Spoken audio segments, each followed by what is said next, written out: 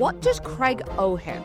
Craig knows him because Craig's girlfriend is in a house with him. Let's also note that, yes, Paige keeps it nice because they're on a show together, because she's friends with Amanda. But the way that Kyle has treated her, okay, he treated Hannah terribly, and those flashbacks were like, you almost forgot how awful he was to her. But he has said really rude, demeaning things to Paige as well.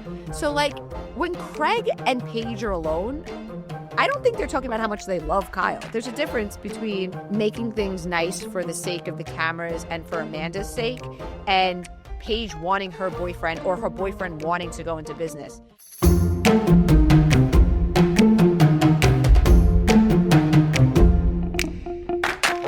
Welcome to Cocktails and Gossip, the podcast where we drink cocktails, but you better believe we're going to spill the tea. We chat reality TV, celebrity blinds, and the hottest tea from BravoandCocktails.com. And as always, it's all alleged and just for fun. We do not verify our blinds. I'm B. And I'm Amanda. Let's get into this week's tea. What's up, cocktailers? Hello, Amanda. Hi, B. Hi, cocktailers. How you feeling today? We just a little behind the scenes info for you guys.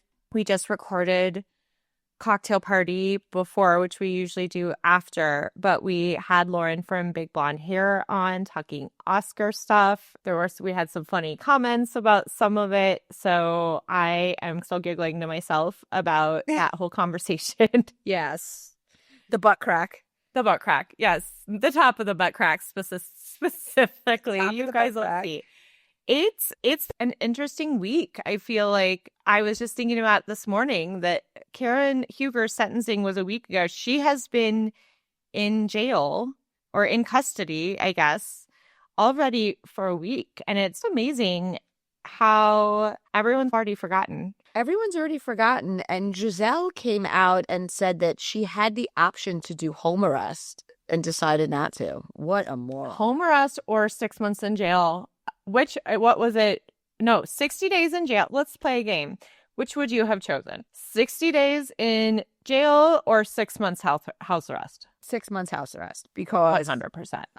Somebody told me I had to stay in my house. I mean, you could send Mr. Ray or Mr. Blue Eyes, whichever, get your groceries. As a matter of fact, they have delivery services for that now. She has a beautiful home. It's a luxurious home with a beautiful backyard. And if you're on house arrest, I think you're allowed to leave for a doctor's appointment. And I don't know, because I usually think of house arrest like Teresa, which was after you serve. And I think there's like less conditions. So maybe it would have been strict. But under no circumstance would I want to go to prison for 60 days. So yeah, house arrest. Oh, sorry, I can't. I'm on house arrest. I'd get fat as a house, but yeah. I completely agree. I would be like, I have no choice. I am doing an hour and a half of Peloton a day. And then I'm not going anywhere. Yes. I agree. I like my house too. So I think I would be pretty like, that would have been my choice as well. So she would have started a podcast. Not that anyone would want to listen after what she's been doing, but it's just the fact that she turned all that down. And I do wonder, like somebody said to me when it went down, she'll end up serving 9 months. We know that Jen Shah's sentence got reduced a couple of times. She's out in 2026 now. Yeah, Thanksgiving of next year. Yeah. She's only been in 2 years. So it went from 9 years to 3 years. I wonder how that book that she's writing is going. She'll never be back. So we had a cocktailer who was at Watch What Happens Live once when her sentence was reduced a couple of times ago. And Andy was like, make no mistake, that woman will never be back on our screens. So at Bravo, she'll probably do, I don't even want to discuss this, but Casey Anthony is on TikTok and has 50,000 followers. Like, shame on anybody following that woman. Ew. But like, there are people who will follow Jen Shah. There are. How ambulance chasers. Feel about the fact that there is a documentary called Scamanda? I knew about the podcast actually, and I still haven't listened because it's one of those where I'm like, I feel like I know the story and I know that there's so much to it, and it's shocking the amount of detail that goes into it. I had the show on like in the background when I was cooking the other day. I was in the kitchen for a while and I just put it And- on and I was like half watching Scamanda. A real sick person, like real. Yeah. I want to watch that Ruby Frankie documentary too. I was thinking that, but I feel like it's going to be very disturbing. Yeah, I know. And like It might be. Scamanda was very disturbing, but abusing children, I don't know. Yeah, I agree. I never watched anything with the Casey Anthony trial. I just couldn't. It wasn't something that I could bring myself to. My cousin, shout out to my cousin because she's a cocktailer. She was like obsessed with it. You know how like you get, and certainly here I am. I have a podcast about Bravo, so I'm one to talk about being obsessed with something. But she was like so invested in it, and then so upset with the results, and I was like, I can't even watch it. Never mind. Yeah. Yeah, I know. Anything with that topic, I agree. It's really hard for me to. And there's just certain things that I just know better, and I can't. Yeah, I can't watch, and I don't watch. So I'm also not a big true crime person. Me either. We are so like similar and different at the same time because I feel like most women are very much true crime. I know, and it's odd to me. I don't mind watching it, like, but I get scared. Yeah, that's exactly what and it makes me question everything. And I understand that other people have this love. I think I just have this weird reaction. Me too. It makes me very nervous because then I'm like, what if that's somebody I know? Yeah. And like Scott Peterson, I started like watching when it came out again and I had to stop because I don't know. He just seems like somebody that could be your neighbor, and it really makes me unsettled, I guess. Like that guy that had the affair and ended up killing his pregnant wife. And that's Scott Peterson. No, this is a different guy in Colorado. He put him in the oil or something, and it was Jesus. It was awful. I'm the same way, and I have this.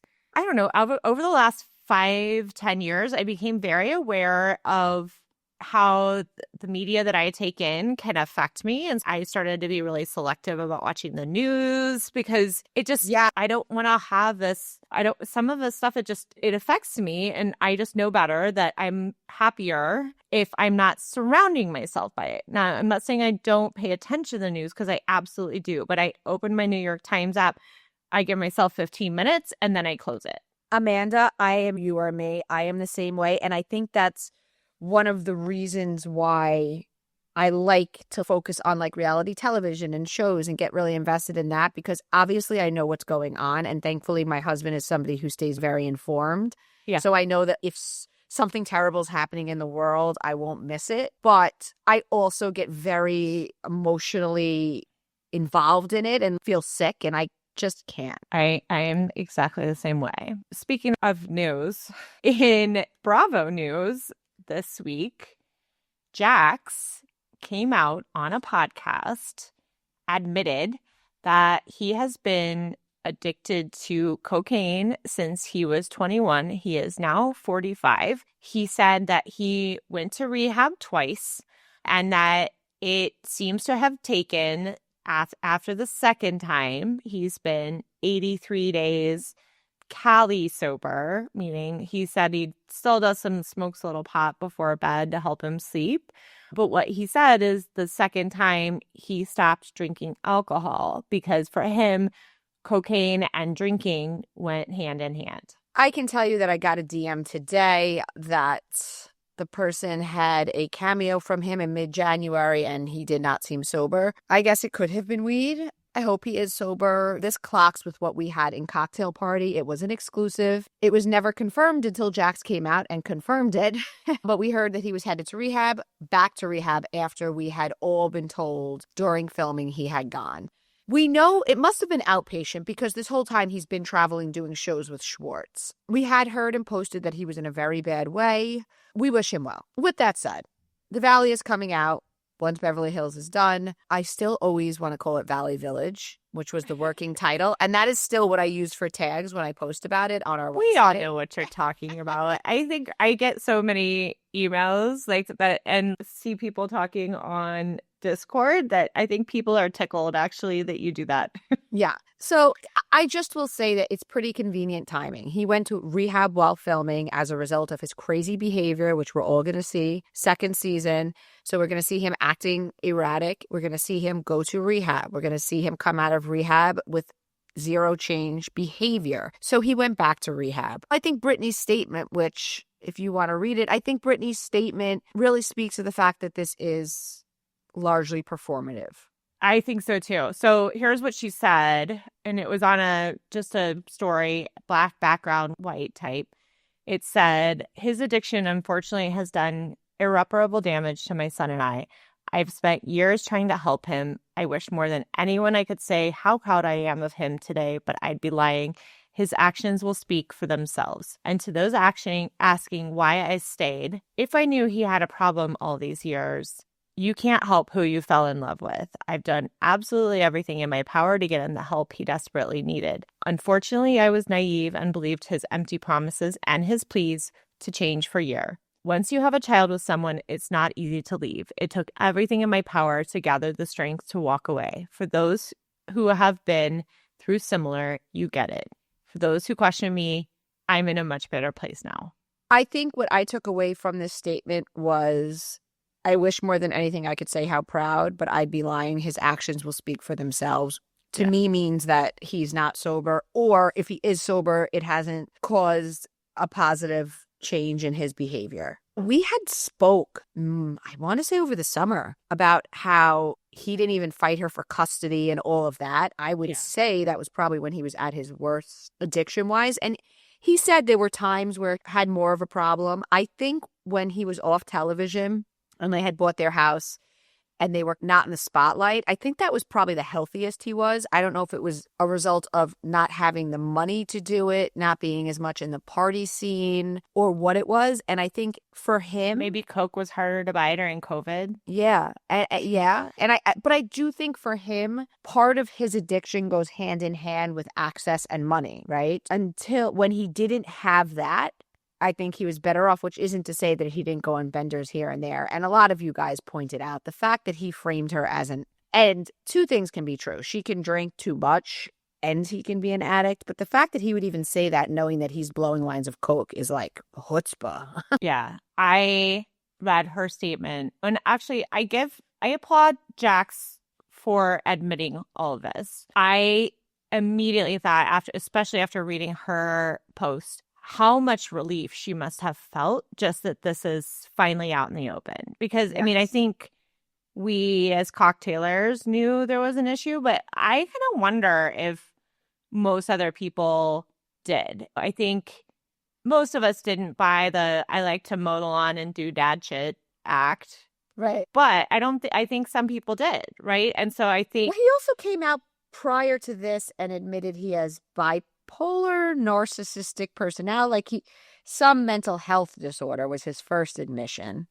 Yeah, because he first tried to make it sound like he was getting psychiatric help. And often people who do need psychiatric help do self-medicate. These are all things that we know. So he certainly just has a host of stuff going on. And for the sake of his child and co-parenting, I hope he gets it straight. Yeah. When he talked about coming out and that he wasn't able to control his anger with Brittany in the car in front of their son, can only imagine how scary that was for her. And I did want to just comment quickly about people criticizing her for not leaving earlier. We got to stop that narrative, because exactly what she said it's so true. It is, in any situation, it's not easy to leave when you might not have the resources, you might not have another place that you can go, you might as a parent be wrestling with, well, he says he's going to do better, or he's going to a psychiatrist, he's getting some help, I want to give this a chance, is this the best thing for my child? And I think there's also a very real fear for, if you're in a marriage with somebody who has a substance abuse problem and you have a young child, if you guys break up, that child is going to be alone with the person with the substance abuse problem. Oh, yeah. Unless you're brave enough to go to court and work so that isn't a possibility. And like, our court systems are flawed, and somebody cannot do drugs and get sober and then relapse. And you have to leave your young child who is nonverbal at the time with that person. Like, that is extremely frightening. And as a mother, that would be reason enough for me to protect my child so that I'm always there and I know they're safe. Like, I can absolutely see that angle, because people will say, oh, for your child, you should leave him. I absolutely understand that you want your child in a healthy environment. But if you feel like, yes, your environment at home, if it's just you and the child, will be healthy, but that child is going to have to see the dad. Right. And do you know how long it takes for court dates and all these things before they cut it off and determine that they're not fit? There's so many layers. There are so many layers.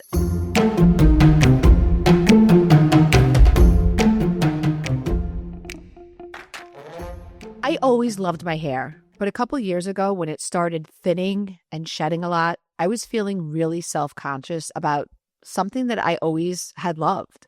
Friends of mine were using Nutrafol, so I decided to give it a try. 2+ years later, I can tell you it has helped my hair tremendously. Nutrafol is the #1 dermatologist-recommended hair growth supplement brand, trusted by over 1 million people. See thicker, stronger, faster-growing hair with less shedding in just 3 to 6 months with Nutrafol. Physician-formulated with 100% drug-free ingredients, Nutrafol supplements support visibly thicker, stronger hair from within by targeting root causes of thinning, including stress, hormones, aging, nutrition, lifestyle, and metabolism as they evolve throughout a woman's life. Everyone's root causes of hair thinning are different. A one-size-fits-all approach to hair growth just doesn't cut it. Nutrafol has multiple formulas that are tailored to give your hair what it needs to grow throughout different stages, postpartum to menopause, as well as different lifestyles, such as plant-based diets. Start your hair growth journey with Nutrafol. For a limited time, Nutrafol is offering our listeners $10 off your first month subscription and free shipping when you go to Nutrafol.com and enter promo code GOSSIP.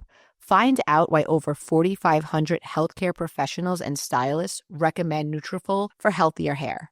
Nutrafol.com, spelled Nutrafol.com. Promo code GOSSIP.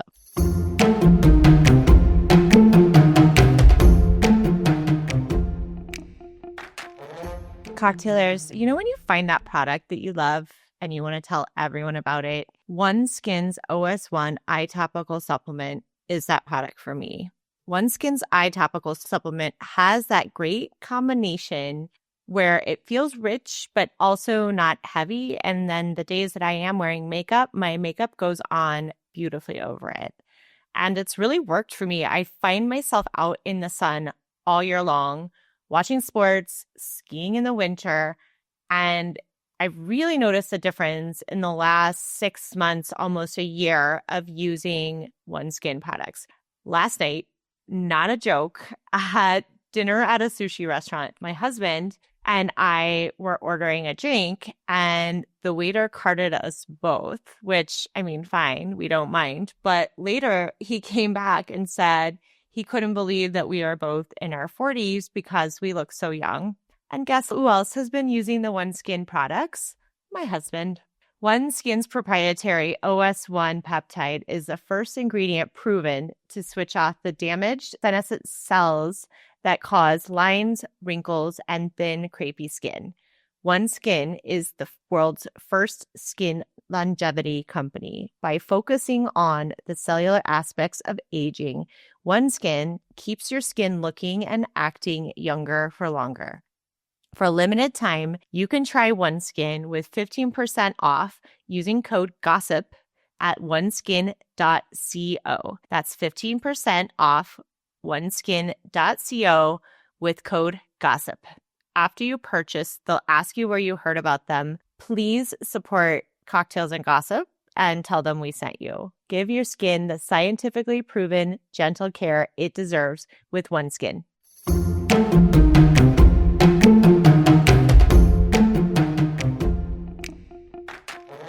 Hey, cocktailers. Sometimes searching for the right doctor is like a bad Mad Libs game.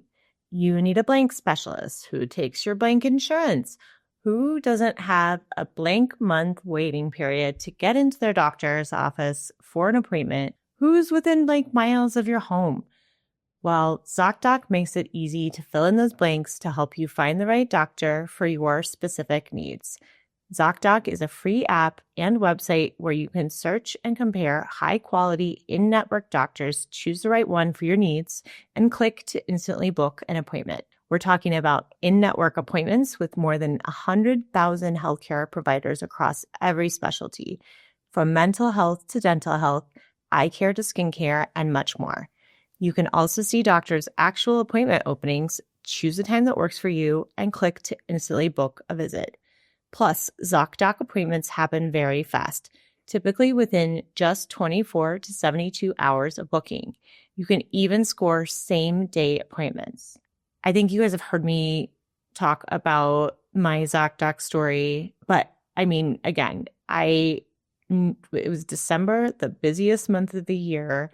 I had one day where I could make everything work in terms of timing. I had to get my kids, my husband, myself, all in to an eye doctor. We had to do it before the end of the year. Not only did I not have to get on the phone, I was able to get appointments somewhere where they could take all of us at the same time. And I could do it at a time that worked for us after school on the one day that we could all do it. And I didn't have to pull my kids out of school. I really couldn't believe how easy it was to use ZocDoc, find someone who could take all of us at the same time. It really did save me so much time and hassle.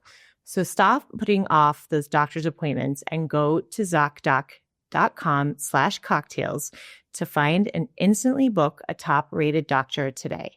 That's ZocDoc.com/cocktails. ZocDoc.com/cocktails.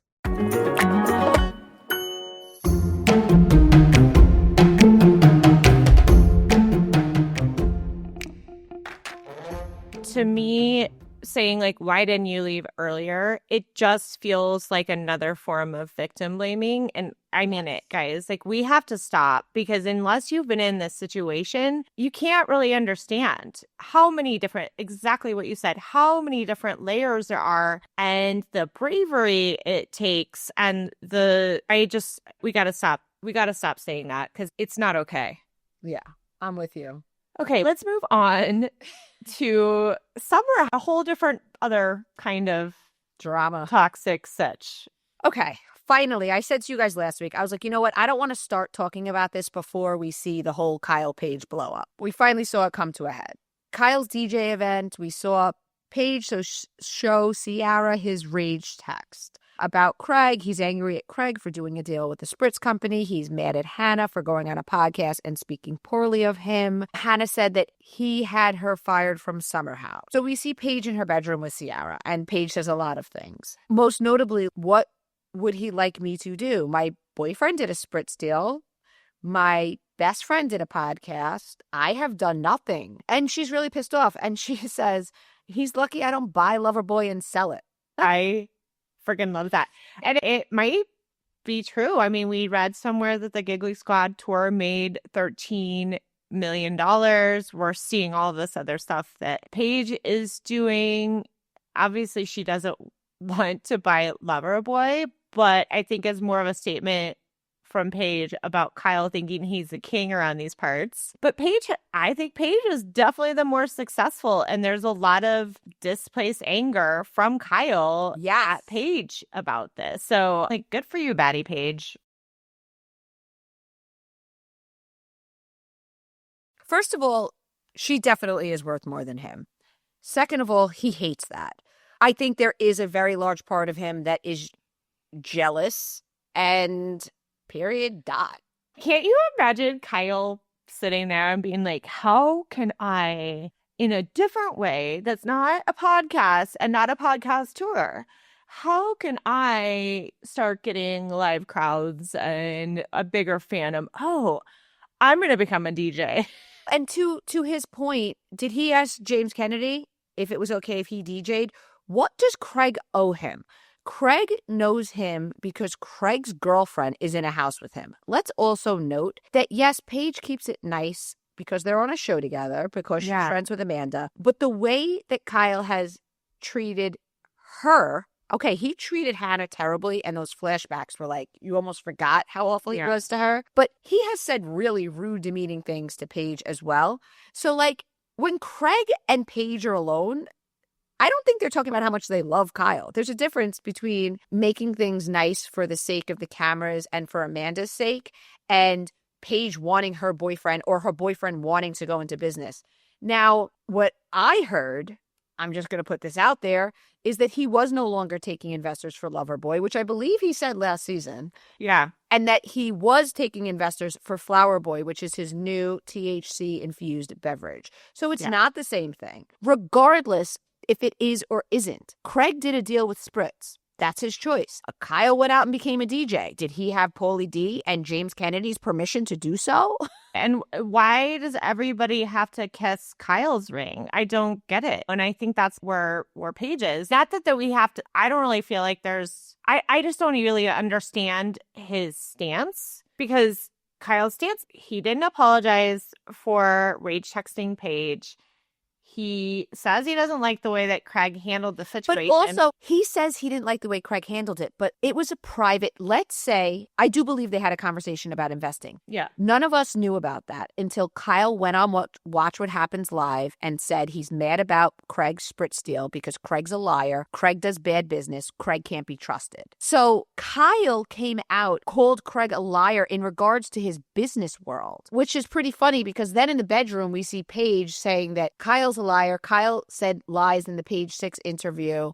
He is the one who brought it there. And I don't remember Craig even having a response to him saying that. I'm sure he was pissed. I'm sure privately he had words with Kyle. And I guess we'll see them have a conversation this season. He calls Paige two-faced, right? When they have the whole blow up at dinner. Right. And she very eloquently screams in detail how she's an adult. She was able to maintain a friendship with Hannah and a friendship with Amanda. How hard it was to be in the middle, how she never spoke poorly of either one of them to the other. And Kyle's just sitting there so annoyed that she's making logical sense. Right. And we know that strong women are not something he's comfortable with or appreciative of. Right. And that's where I'm like, and you and I, as grown women who have had multiple different kinds of friendships, right? We've had our growing up friends, our college friends, our professional single years friends, our friends that we've made as moms, all of those. And you and I both know women's friendships are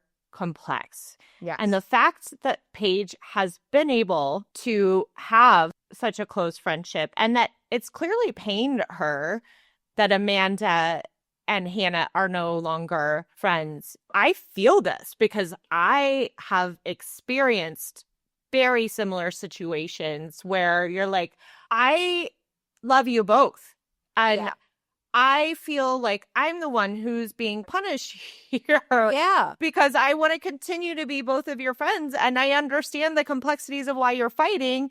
And I'm not trying to make you guys be friends again, but I'm also wanting, I don't want to be, I still want to be both your friends. I'm sure something like this has happened 100%. Oh my gosh, yes. And I also want to say that I find it really ironic that we're seeing Amanda and Kyle did an interview, Page 6 or Us Weekly, where they were sticking up for Paige, and Kyle is loving the opportunity to further slam Craig and how Craig should have stuck up for her when people were accusing her of cheating.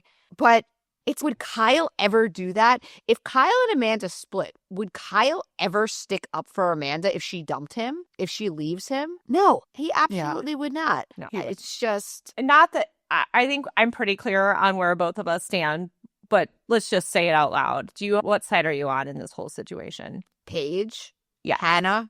Craig? Yeah. All of their sides? Here's the thing. I think that Paige saying this is history repeating itself is indicative of her recognizing, I tried to move past the Hannah thing and chalk it up to, you know what, they both have their different interpretations of how things went down. But now he's doing it again with Craig. Mm-hmm. And so this is just who he is as a person. Clearly, Craig is successful in business. He made a lot of comments on At FanFest in Miami, after Watch What Happens Live, when he called Craig a liar about his business, he also said, like, I wish I had Craig's job because Craig is just the face of things. He doesn't actually do any of the work. Okay, if you follow Craig on Instagram, he is constantly at meet and greets. He is constantly at home shows. He's obviously working. Does he have partners? Yeah. Does he tape the boxes closed with the pillows? Probably not anymore, but that's called growth and expansion. Does Kyle still tape the Loverboy boxes? I hope not. And if he does, then his business isn't all that successful now, is it? Right. I 100%. And I just think I think the crux of it is that, and I got news for you guys. Wait for it, because we're going to see him do the same thing to Wes and to Jesse. These two guys came in a few years later. Every year, social media has gotten bigger and brand deals and promotions have gotten bigger, and they're younger and they're fresh faces and they have a lower asking price right now. We just saw them in a Wendy's commercial. We just saw Jesse in a Truly commercial, which, by the way, I know that Kyle wasn't happy about that this summer. A little birdie told me. I seriously was going to ask you about that. Let's see if it makes the same rage. Let's remember this podcast episode because I'm interested to see how big it got. Because saying Kyle wasn't happy about that is the most obvious thing in the whole world. Is Kyle going to rage on him or not? Because Jesse is a man. Right. And Kyle yells at women. And Jesse is the future. And I think that somewhere in his mind, he has to understand that at the end of the day, if he goes in on Wes and Jesse, which I think at some point he will because he won't be able to help himself, his jealousy will get the best of him. He will do something, if not rage at them, something backdoor underhanded where they're like, fuck you. And if Bravo has to pick between the future and the past, they're going to pick the future. Yeah, I agree. So that's just what it is. I do want to just say, I just said it. We've heard Hannah say it. Kyle yells at women. I think Hannah, at this point, I think part of the reason that she was real quiet for a real long time about the end of Summer House and really didn't talk about any of them. And then she came out in the fall, I think it was. She was on the Vial Files. Yeah. And she made it sound like she implied that Kyle cheats on Amanda. And I believe her. And I'm sure she's got receipts. And I think at this point, Kyle can't do anything to fuck with her success, right? And she doesn't really have much to lose now. And so I don't know. I think it's because she has the platform now that she's beyond Kyle being able to ruin her. I think she had a real fear that if she stayed quiet, he would leave her alone, and he did. Right. I also want to point out, he calls Craig a liar. I also want to point out that in real time, we see that we know when this happened in the summer. Right. Absolutely lines up with when Hannah's Netflix special was announced. Came out, I forget which one. And Kyle, it's funny, it may have been Face Reality, posted a screenshot of Kyle congratulating her and a screenshot of when these rage texts would have gone, and they were within the same couple of weeks. Mr. Two-Face is congratulating her publicly for all her success and slamming her behind. And even on Watch What Happens Live last night, he's, Hannah's crushing it. I'm so happy for her. No, you're not. And I don't think he has the capacity to be happy for her. And a cocktailor gave me a perspective, which I think fits Amanda regarding Hannah. Yes, Kyle shouldn't have texted Paige, but two people she's close to, especially Hannah, were saying he was cheating on Amanda up until their wedding day and that he got her fired. Even in this episode, Paige that says that he wouldn't make up with Hannah at the reunion and implying that's why Hannah was fired. Just because he doesn't make up with her doesn't mean he has control to have her fired. I absolutely have zero behind the scenes information that Hannah lit the flame on this and Kyle's being bashed for responding. He's wrong for rage texting Paige, but he also has a better relationship with Paige. And I think that's why he felt he could text her. I feel like no one is acknowledging what was said that made him upset. I will say, I think he somehow wanted Paige to pick a side, which is insane because beyond the fact that Hannah is her best friend, Mr. Businessman should realize at the end of the day, Paige is going to and should ride with her business, which is Giggly Squad. Is he insane that he thinks she's not? If anything, He's lucky she doesn't side with Hannah harder. Mr. Businessman, if you are so virtuous and there is nothing to all of this cheating stuff, then why are we continuing to get receipts as a gossip site of him being out until 6 a.m. at these DJ events? I just think he's a DJ, Amanda. He decided last summer he was a DJ. Right, that's what most married 43-year-old men do. They start DJing careers at colleges and stay out till all hours. Yeah, cut it off at 2 a.m. Why would we continue to behave in this way if we're so far off on all of these rumors? I feel like if these were completely made up, then he would be buttoning his shit up. Just like we've seen Craig. And I'm not implying that Craig did anything wrong. I'm just saying Craig was a party boy, and it is documented that his drinking caused to situations, one of which is being like wild. And I don't know if he was thrown out of Amanda and Kyle's wedding or like just acted a little bit too buffoonish. But the bottom line is, what did he do when that happened? Buttoned it up. And I don't think he said he's sober, but he said he doesn't drink hard liquor. He tries to not drink as often, etc. So right. And that's what you do when you're a mature person, and that the way that you have acted in the past is hurting other people or affecting your image or possibly hurting your business. And why does he keep blaming everybody else? Paige and this situation has almost shredded my marriage or gutted my marriage. It's then stop acting like a buffoon and cursing out your wife's friends. Because there are some people who cannot take accountability. We've seen it over and over again, because I think most of these people are on Bravo. You know, when you use the requirement. I don't know if you've ever had this, but if you have a good friend, but you don't like their husband, I think that's where Paige is. She tolerates Kyle because she likes Amanda, and I think probably also partially to keep peace on the show. But I don't feel like even Amanda is a good enough friend of Paige's that she feels the need to do more than that. Meaning, I don't think Paige feels like she needs to put time into working things out with Kyle. But here's the thing.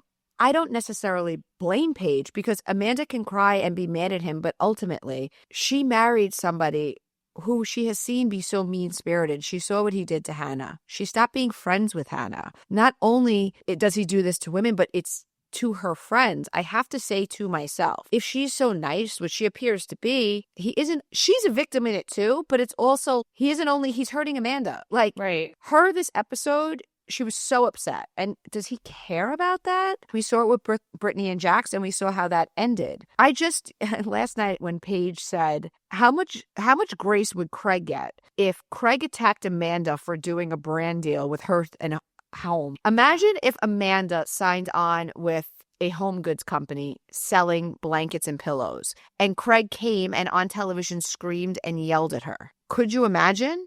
No, of course not. But Kyle, for some reason, continues to get away with this. Exactly. And Paige isn't even the one who signed the deal. Like, you're yelling. I know. Again, why is Kyle mad at Paige? I'll tell you why. Because Kyle thinks that Paige should say to Hannah, don't ever speak about Kyle or I'll be pissed at you. And Kyle thinks that Paige should have said to Craig, don't you dare do that deal with Spritz. That's why he's mad. He thinks that since Paige she's a strong woman and she's got a strong personality, his expectation is that she will ride for him and tell those people not to fuck with him. Yeah, that's the reality. He's mad that Paige didn't stop them. Amanda has asked you many times to not stay out until 5 a.m, and how well has that worked out? He doesn't do it. Like, well, here's the thing. Even if Paige did say that to Hannah and to Craig, that doesn't mean that they still wouldn't do what they want to do anyway. Of course not. And we didn't hear Paige say, I asked them not to. Because guess what? She didn't ask them not to because she doesn't care, because it's none of her business. And more to the point, I'm sure Paige was like, good for you with the Spritz deal. Which, by the way, it wasn't just an advertisement as it's being presented on Summer House. Like, he has part ownership in an investment in a Spritz company. And so what? And guess what? Wes and Jesse are going to have all sorts of these opportunities as well. There's plenty of room for success. Right? At the top for everybody. Like, just because one person's successful doesn't mean you can't be too. That is just false logic. 100%. It's interesting that you brought up Brittany, because I know I've said it so many times here on this podcast, but I've also said this in my real life. Like, sometimes you just don't know how to talk. Actually, Melissa Gorga has said something similar too, as I'm thinking this. Like, sometimes you just don't know how toxic this air is until you get out of the situation and you finally get a breath of fresh air. Meaning, like, until you can get out of something and see it, you get used to it, right? You get used to the toxicity. And I think, Brittany put up with Jax's asshole rages and generally shitty behavior for years and years. Mm-hmm. I'm not saying it's the same brand of toxic, but I do not, when I look at Kyle and Amanda, I do not see a completely healthy relationship. I see so much anger in that man. 100%. I think what it is, I think Kyle has really big goals he wants to hit, and he's falling short of them, and he's blaming everyone around him. And I will tell you who I don't envy. Poor Carl. I truly don't envy his position because he is a good friend. God bless him. And he's just watching him spiral, and him and Amanda are just looking at each other. And it's the three of them have this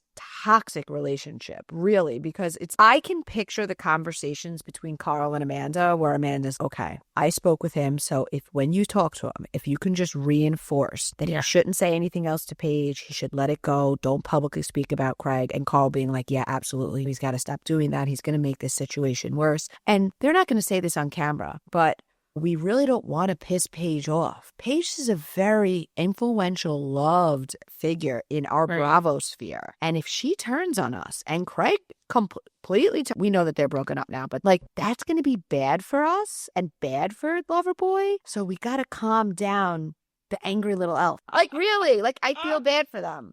I agree. I know. I could actually, it's funny as you're painting this picture, I can see it. And the thing about it is this, of course, everybody has good qualities. Everybody has bad qualities. Kyle does have good qualities. Kyle is good at bringing everybody together, and he has good leadership qualities. Right. Those same qualities, though, can become controlling and all of those things. So I really think he needs therapy. I think he needs therapy. I think he needs to calm down. I get the sense that he's not a person who ever enjoys his success, is always on to the next thing, and he wants bigger, and he wants... Even if he sold Loverboy for a great dollar amount, there would be a void that he'd need to fill. And if the next business wasn't successful, like Amanda is waiting, and we've heard her say it, like she's waiting for this point where he's happy and content.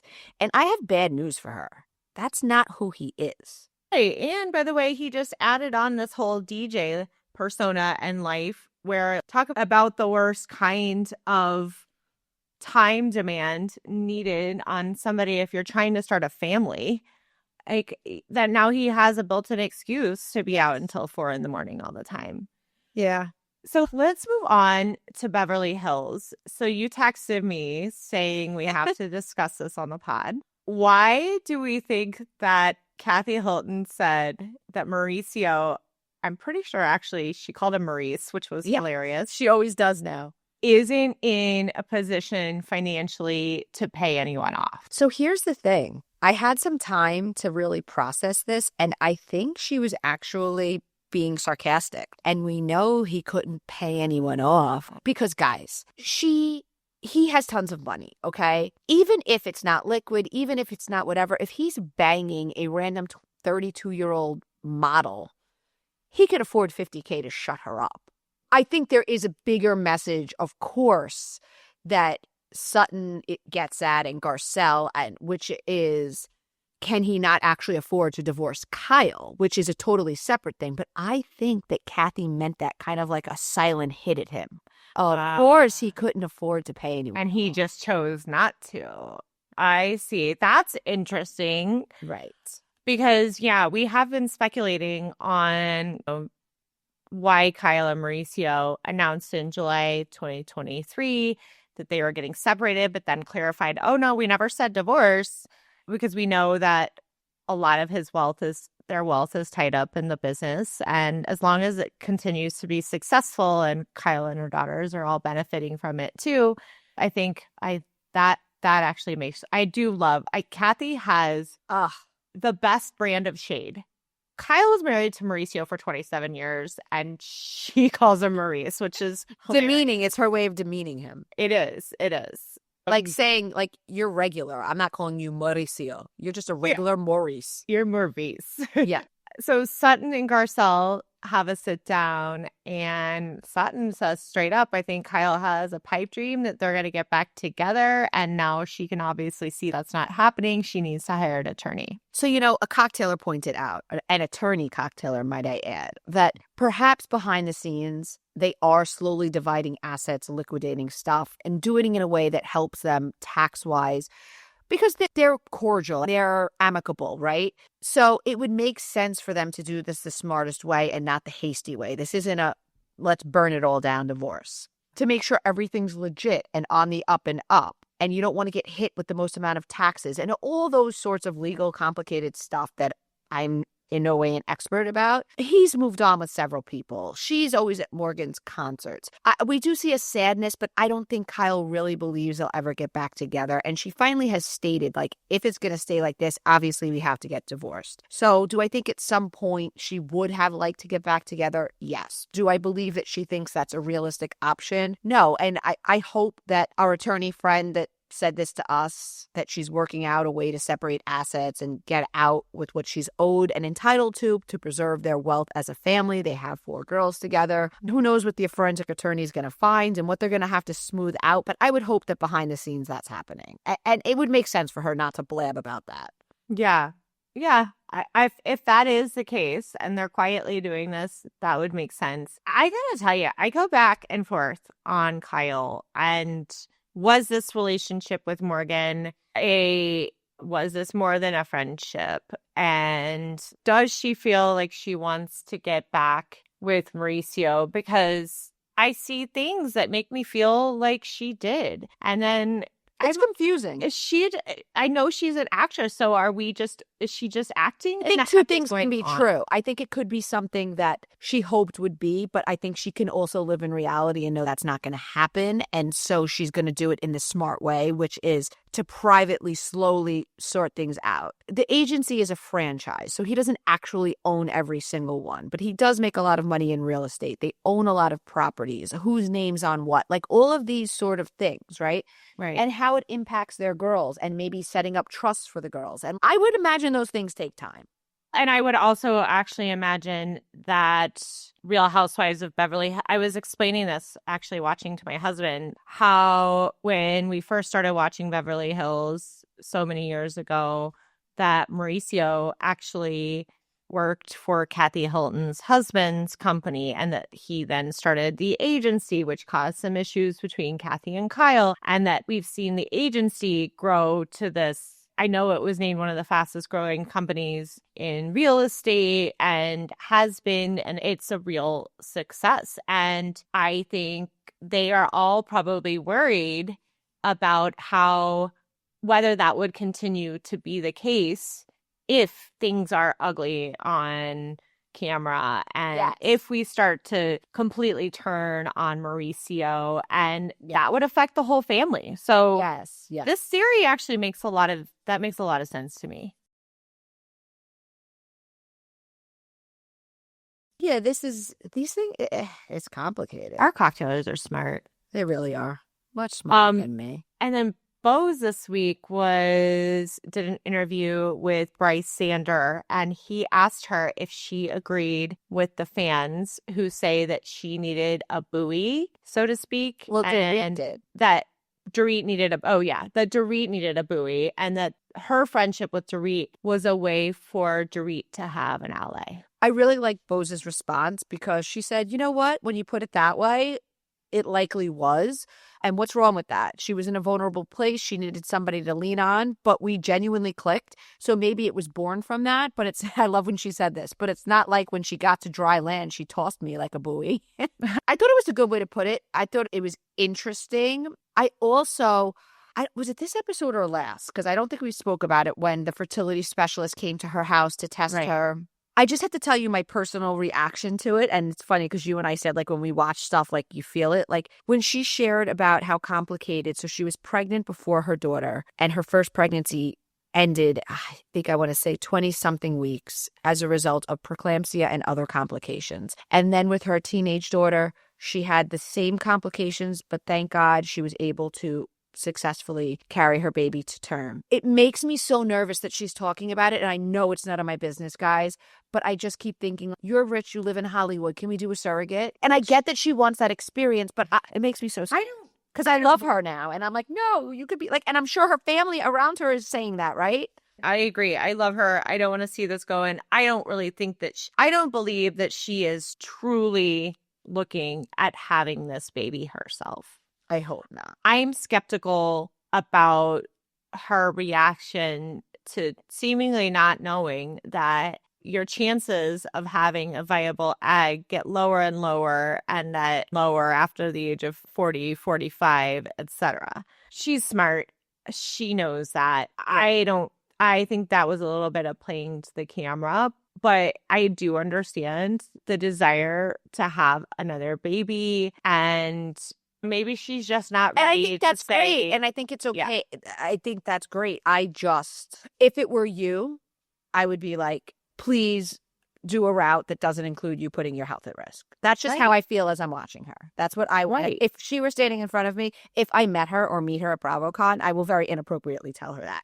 I will be like, listen, I love you. There's so many different ways we could do this. She'll be like, girl, bye.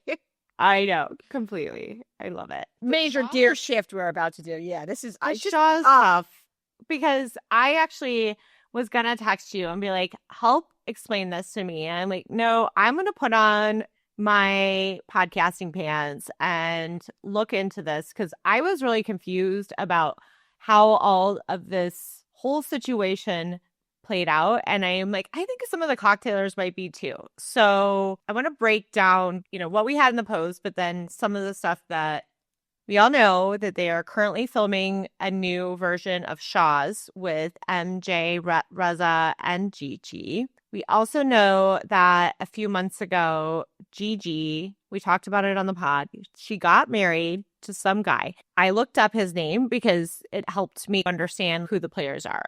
The guy's name is Dennis DeSantis, but very quickly after the marriage, it was very quickly annulled. She had been friends with Dennis DeSantis apparently for a while.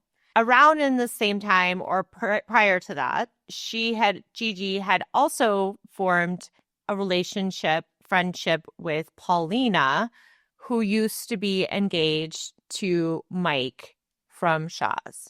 Right after Gigi had the marriage annulled, Paulina started dating the guy that Gigi married and then annulled. And then we saw Paulina traveling with him, and within a few weeks, she posted a picture that they were engaged. Good synopsis. The other thing, we'll talk about this, because I was like, where is Jesse James? I was so confused about where he was in that, but we'll go into that because we have some more information that we actually added into this post so that everybody kind of understands. So why don't you read what the post said? Okay.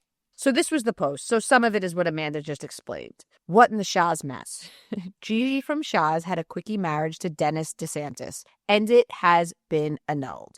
Like, guys, they annulled it within days. Gigi's ex, Dennis DeSantis, is now seeing Mike Sohid's ex, Paulina. Paulina was embraced by Gigi post-split from Mike, and she ended up dating Gigi's ex within days of their annulment. Obviously, Gigi and Paulina are no longer friends. Paulina is wearing an engagement ring. Okay, follow along here as we break it down. Gigi announced she was married to some guy. That guy, Gigi's now ex-husband, is named Dennis DeSantis. Dennis was married to Jesse James. Jesse James is the heavily tattooed ex-husband of Sandra Bullock, who cheated on Sandra Bullock with a lot of different people. So Dennis was married to Bonnie Rotten. Yeah. What a name. Who is a former porn star. So Bonnie was married to Jesse James. She divorced Jesse James at some point and married Dennis DeSantis. Dennis DeSantis briefly married Gigi. They got that annulled. Paulina, who was good friends with Gigi, decided to date him and get engaged to him. Jesse James and Bonnie Rotten announced, she's married to Jesse James. So she was currently married to Jesse James. Was right. Like more recently, she was married to Dennis before. And they announced around the same time that they were splitting. I think we need like a chart. Yes. So now Paulina has come out and said that Gigi approached her at the mall. This all just happened this week. Grabbed her out of the store, was threatening towards her. Paulina went for a restraining order, guys. Now, is it possible that Gigi is very aggressive? Of course it is. We've seen her on the show. Yeah. But my initial thought was Paulina loved the spotlight. She was on the show via Mike.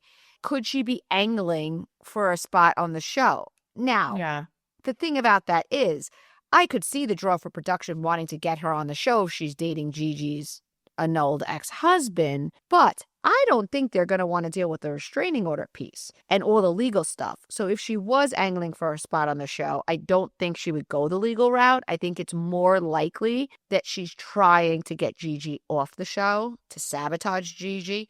The third option is that Gigi is scaring her. Yeah, so she went for a restraining order, which is not a good look for Gigi because, girl, you're finally getting your show back and now you're going to go and do this, and they don't need another Bravo celebrity going to jail. I think you can scare people with words, and Paulina she said, I'm going to fuck you up, essentially, is what Gigi was saying to her. And somebody comes, finds you in a mall, pulls you out of a store, screams at you, says they're going to fuck you up. At what point are you scared enough that you feel like you need a restraining order? And if you know the person well enough to know that they're not serious, then, maybe you don't. But that's the thing. If Gigi said that to me, I'd be pretty scared because she does have a knife collection and we've seen her fuck people up. Yeah. And words can be just as scary, and threatening people is against the law. And it sounds like she was physically in her face and everything. I don't know. I don't know if maybe it's a little bit, this did happen. Paulina is worried and she is angling. There's a lot of gray area, I think, that this could be in. I think Gigi seems like a loose cannon. Gigi because she came out and said the whole reason she got married to this Dennis DeSantis guy was to prove that she was still in love with some other guy named BJ. I have no idea who BJ is. But this is what she said. And she was like, and then I realized it was a big mistake immediately and that I love BJ. Okay. How high were you? This all sounds like really wise decision making to me. Let's get married in Vegas. I don't know. I think I would need some more details to make a definitive verdict on this. But I do think Girl Code says, you probably shouldn't be dating somebody who is your friend. But maybe if she and Gigi and Paulina weren't as good of friends, that there's some gray area there. Listen, Paulina's wrong for dating this guy, whether or not, whatever, Gigi loves BJ or not. She was obviously involved with this guy. Yeah. Perhaps she should have taken a beat if she wanted to date him. They literally got annulled and days later. But this is why the Shahs need to be back on our television, because they just have so much drama. Didn't touch on Southern Hospitality because tonight we get both the final episode and the reunion, which, Bravo, we need a real reunion next year. None of this Watch What Happens live studio. Yeah, why are they shoving them all into there? Because they can't spend the money on, I guess it's because then they have to do like a whole soundstage and decorations, and that's expensive. They've earned it. I agree. We do have some exclusive cocktail tea. Will, Emmy's loser boyfriend, was in the building for the reunion, but would not come on stage and film. So everyone's saying he quit, and a source told me, you could say he quit, but Bravo was also like, oh, you're here and you're not going to come on stage? All right, you're out. So it was a juicy reunion. Behind the scenes, there was a situation that production had to get involved with. I'm not at liberty to say anything beyond that, and I don't want to piss off my sources. I can't confirm anything one way or the other, but it'll get out because these. I was just going to say, is it something we'll eventually find out? I think so. So booknote that. I'm excited. guys, it's Thursday, Traitors, and then the Traitors reunion, which I'm like a little, I wish they spread it out because I'll watch both. And then next week, what will I do? I know. I'm really sad. Oh, Denise Richards' show. Did you watch it, Amanda? I watched most of it and then started falling asleep. Not because it was boring. I actually thought it was really good. I loved it. I have to tell you guys what my husband said. And I'm like, this because I'm like, that's a weird choice of car. And like it's like a 6-7-year-old like Corvette, but it's a manual transmission, which is badass. Excuse me. Whose car? Denise's, when she's driving around with Camille. Yes. Okay. That car, because I also thought it was an odd choice of car. She's got 3 golden retrievers and she puts them in the back of a big body Benz. Girl, you need a Yukon or a Escalade, or you need a big car with 3 big dogs. Yeah. You don't need like a big body Benz, like a 4-door. If you guys don't know, big body Benz, is that a New York thing or is that? I think that's a New York thing. A big body Benz is like the big 4-door, like the S-Class Mercedes that rich people drive, but it's a sedan. So you have these 3 doors, and I think they put a sheet on the back. Like, it's $200,000 car. Get them out of it immediately. I know. And what about her renting 3 townhouses because Aaron, her husband's parents, came to visit and never left 3 years ago and are living in their home? We know enough about Denise to know that she is a more the merrier kind of person, yes, including inviting her ex-husband's hooker to come in for Thanksgiving. And her ex-husband's wife, Brooke, was at the barbecue that they filmed. Yeah. And back in the day, I don't know if you remember this, when those boys were toddlers and Denise's girls were little too, Brooke was in rehab because she was smoking crack or some serious drug. I don't know if it was crack or heroin. And Charlie was unfit, so Denise was raising those little boys. And it obviously seems that Brooke, Charlie's now ex-wife, mother of 2 little boys that they had together, seems to be perfectly healthy and sober. Good for her. Yeah. And they're friends. They were like hanging. So yeah, which I think it says a lot about Denise. It's funny because I'm watching this and I'm like, wow, our world, as far like, I mean, this was what I used to buy Us Weekly and every week to get. I loved the tabloids, and Brooke Mueller, she was all over them for years and years. So she sure talk was. about full circle. I do have to say, I think we were able to see a little bit of it, but I never realized how funny. Denise is funny. She is funny. She's very like dry, but a little self-deprecating, but very funny. It also speaks to how well-liked she is and what a nice person she is because of her connections to like Brooke and still able to have a relationship with Charlie. And we see in upcoming, she had Camille on this episode. She's going to have Tori Spelling. And then they call Patrick Muldoon, who I don't know if you know who he is. My mom, I grew up watching Days of Our Lives. So Patrick Muldoon was a stud back in the day and they both dated him. And so who was he on Days? Do you remember? Oh, God. Because I know who he is, but I'm like, I can't remember who he played. I know he's been on a lot of Hallmark movies, and that's probably what I remember him from. I don't mean to put you on the spot. As I get off.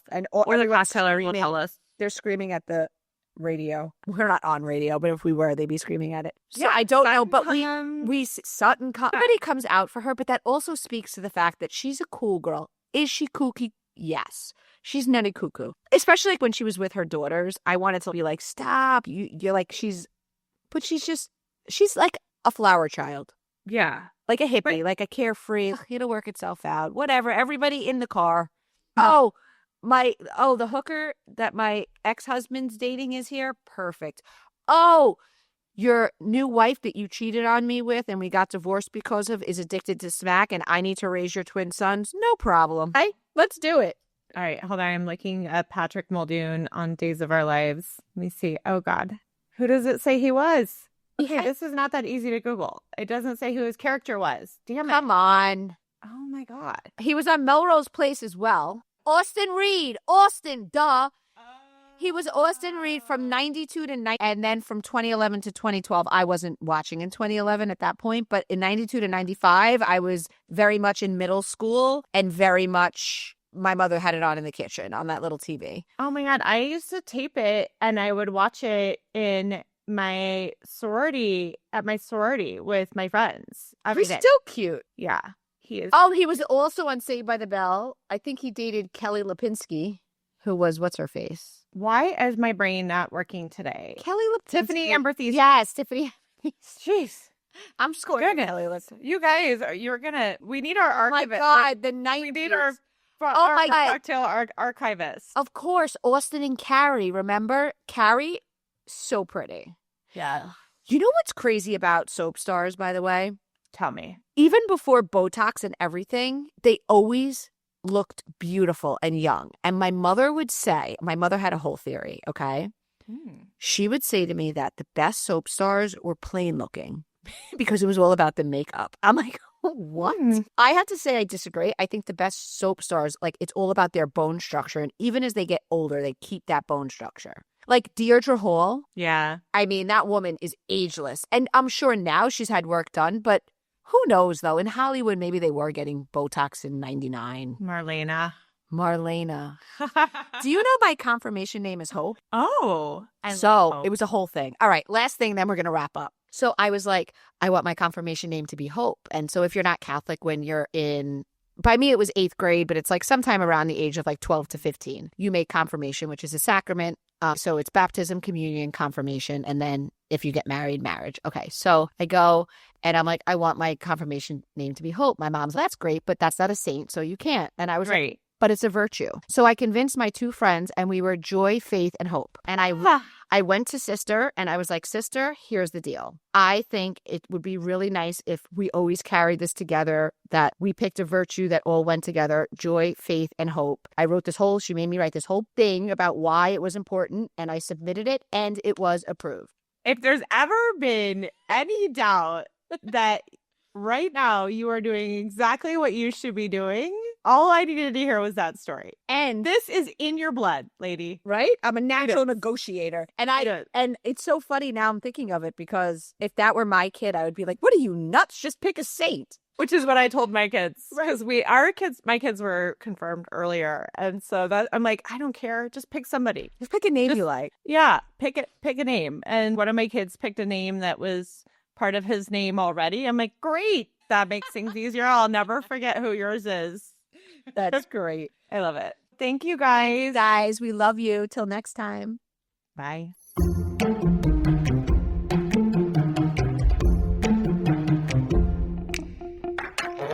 What's up, cocktailers?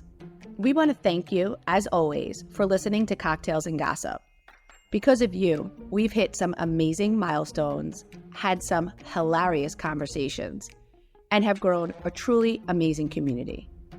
If you haven't already followed our podcast, hit the follow button in the top right of your Apple Podcast player, the follow button under the show logo on Spotify, or the subscribe button on Google Podcasts. We thrive on you, our audience. So make sure to tell all your gossip-loving friends about us too. And if you want to get all the tea, join our membership cocktail party by going to bravoandcocktails.com/join. Our members get access to the exclusive tea we post, the weekly podcast without ads, plus another additional bonus podcast every week. And of course, members also get to join us on our monthly live cocktail party Zoom, where we talk about the latest tea and even share tea that's just too hot to put in writing. Last, but maybe best, our members get access to the Cocktail Party Discord, where you can chat with Amanda, me, and all of the other cocktailers as well. There are always some great convos and hilarious comments happening in Discord. Thank you guys so much for listening. We appreciate you.